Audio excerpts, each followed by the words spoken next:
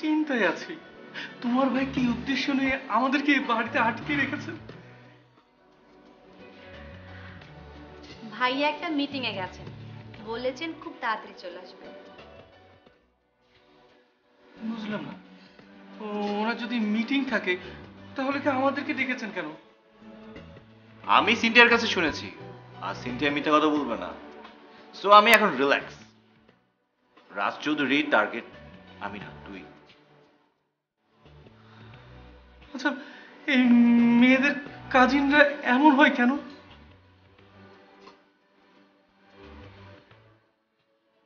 একজন অনেস্ট মানুষ কারো বাড়িতে এসে দাঁড়িয়ে না থেকে বরং জায়গায় জায়গায় কাজ খুঁজে বেড়ায়, যেটা আপনারা করছেন। দেখুন, কোনো ঝগড়া বা তর্ক করার জন্য কিংবা কোনো জ্ঞান নেওয়ার জন্য আমি আপনার কাছে আসিনি। ওদের কোনো ক্ষতি করবে না তো? আমার যতটুকু মনে হয় পার্বণের কোনো ক্ষতি করবে না, কিন্তু তুহিনেরটা আমি বলতে পারছি না। এমন সহজ প্রশ্নের জবাব তোমার জানার কথা না? কি অবস্থা তোদের, রনি, বান্টি? এই তো ভাই, আলহামদুলিল্লাহ। আপনি কেমন আছেন? আছি রে, ভালো। ভাই একটা কথা ছিল। বল। ওই যে এতিমখানা থেকে হুজুর ফোন দিছিল, ওখানে নাকি চাইল্ড ডাল শেষ হয়ে গেছে।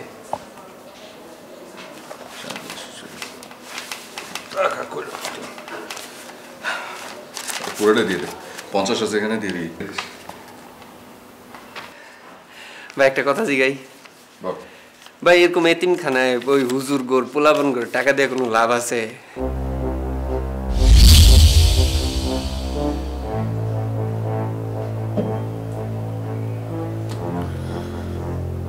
এদিকে।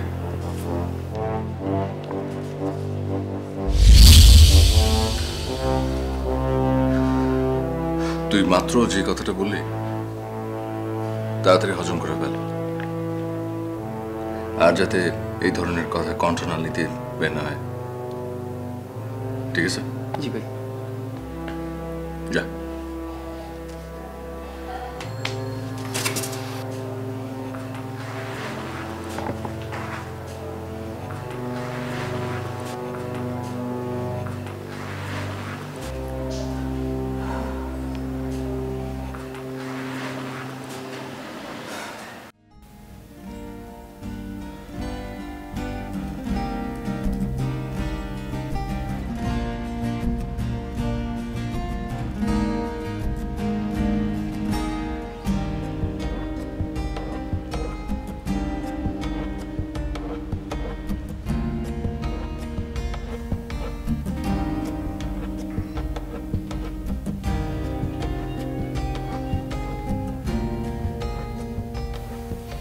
এই, তোমাদের উদ্দেশ্য কি বলো?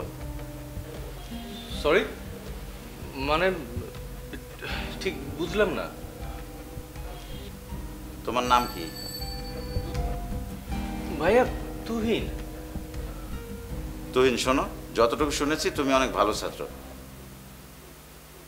এমন সহজ প্রশ্নের জবাব তোমার জানার কথা না?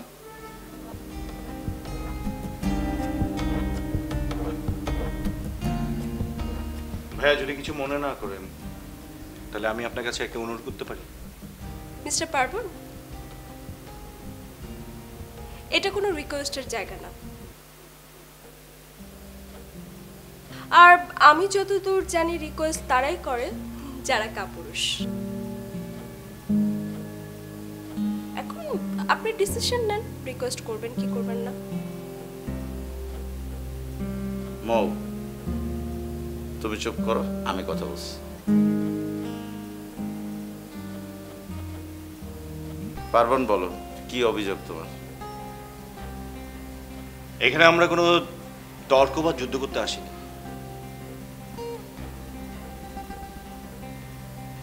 ভালোবাসা জয় করতে আসছি। আর ভাই, আপনার সম্পর্কে আমরা সবকিছুই জানি।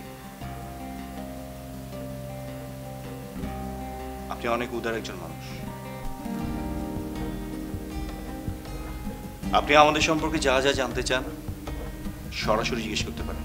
দেখুন, আমরা আকার ইঙ্গিতে কথা বলা বুঝি না, আমরা খুব সহজ সরল ভালো মানুষ, তাই না? ঠিক আছে, কোনো বনিতা না করে সরাসরি প্রশ্ন করছি, ওকে? আচ্ছা শোনো, তোমরা কি সত্যি সত্যি ঋতু এবং সিনথিয়াকে ভালোবাসো?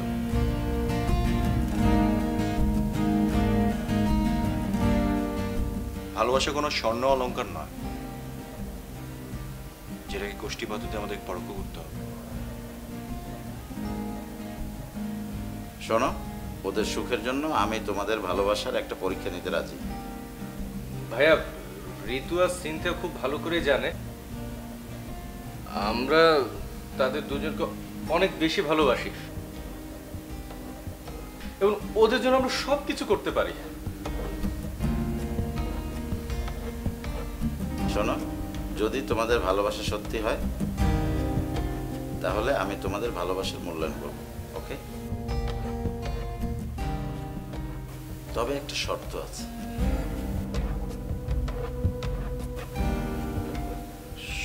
শর্ত? কাল পর্যন্ত তোমাদের আমার কথা মতো চলতে হবে, আর আমি যা বলবো তাই করবে, বুঝতে পারছো?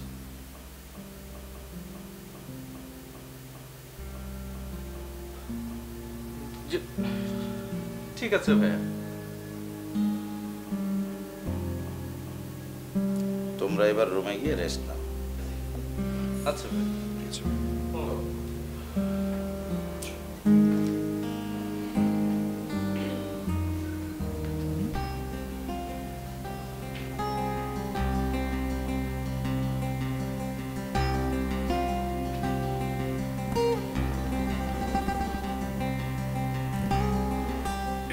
ভাইয়া, মানে বলছিলাম কি, তুমি কি ওদের দুজনকে মানে অনেক কঠিন শর্ত দিবে?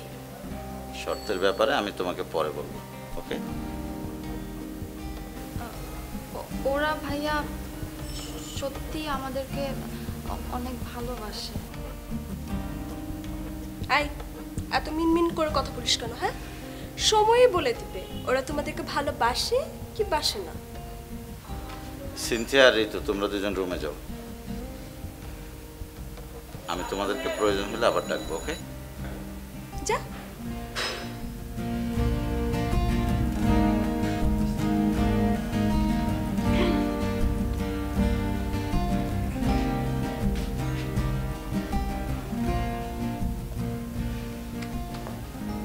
থ্যাংক ইউ ভাইয়া। একটা রিকোয়েস্ট আছে। রিকোয়েস্টটা হচ্ছে, তুমি যেহেতু ছেলে দুটাকে শর্ত দিবেই বলেছো, এমন প্যাচের শর্ত দিবে যাতে শর্তের ভয়ে ওরা প্রেম কাকে বলে সবকিছু ভুলে বাড়ি ছেড়ে একদম দ্রুত পালিয়ে যায়। দেখো না, Yes.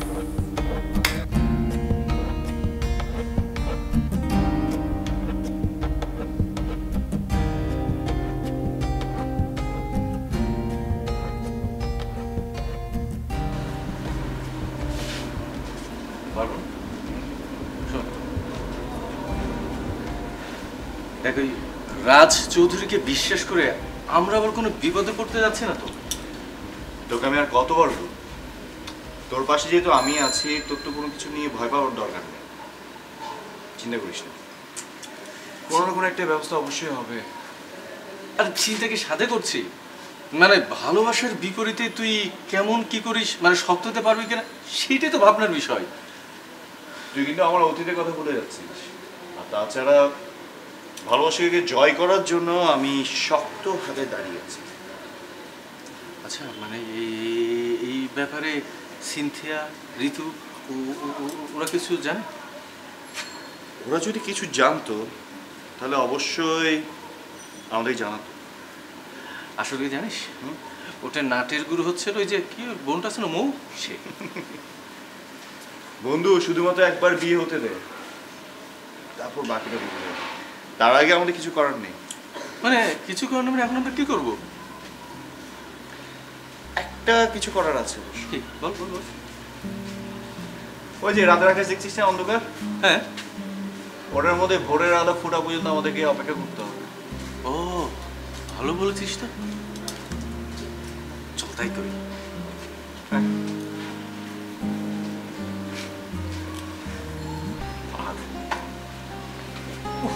ভোরটা যে কখন হবে?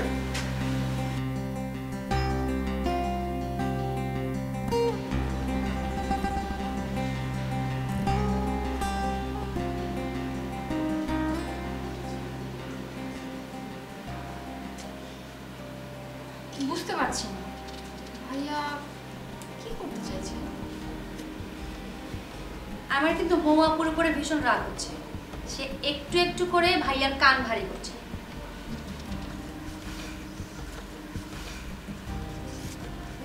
আমার মনে হয় ভাইয়া পার্বণের তেমন কোনো ক্ষতি করবে না, কিন্তু তোর আর তুহিনের বিষয়টা না আমি আসলে ঠিক বুঝতেই পারছি না।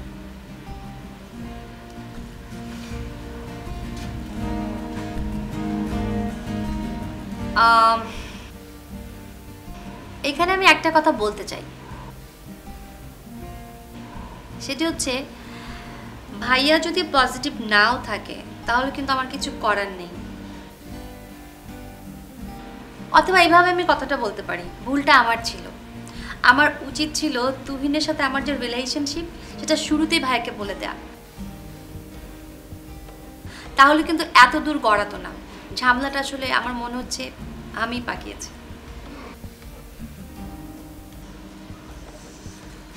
আচ্ছা, তুহিন কি তোকে ফোন করেছে? না, ও ফোন সেভাবে করেনি, ও টেক্সট করেছে। ওই টেক্সটের মধ্যে একটু জানতে চেয়েছে লাইক কি হচ্ছে, কবে আসবে, মানে সেরকম কিছু না।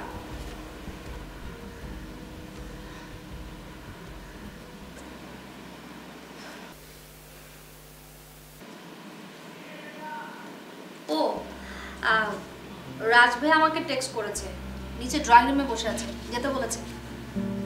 যা গিয়ে সরাসরি কথা বল। হ্যাঁ, গেলাম।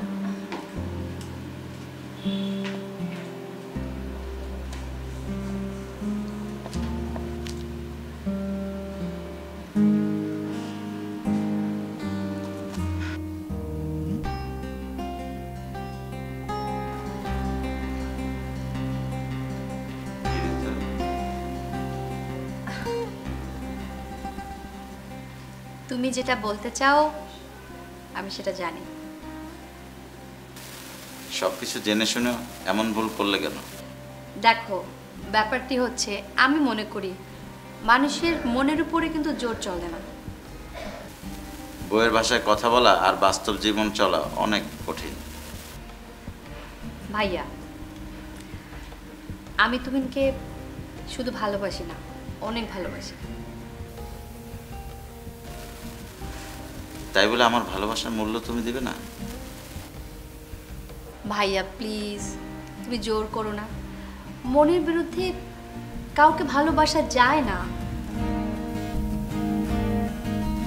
বেশ, তোমার সুখেই আমার সুখ, যাও তুমি। ভাই আমি জানি তুমি অনেক ভালো, তুমি যে সবকিছু বুঝতে পারবে, মেনে নিতে পারবে, সেটা আমি জানি। ভাইয়া, thank you so much.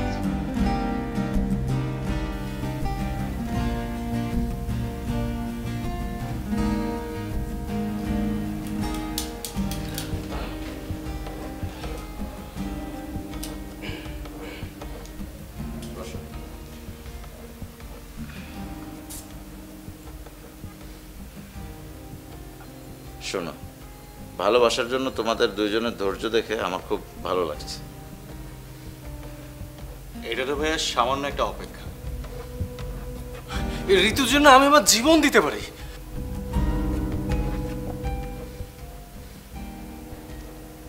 Good. তুমি সত্যি সত্যি ওকে ভালোবাসো? জি না।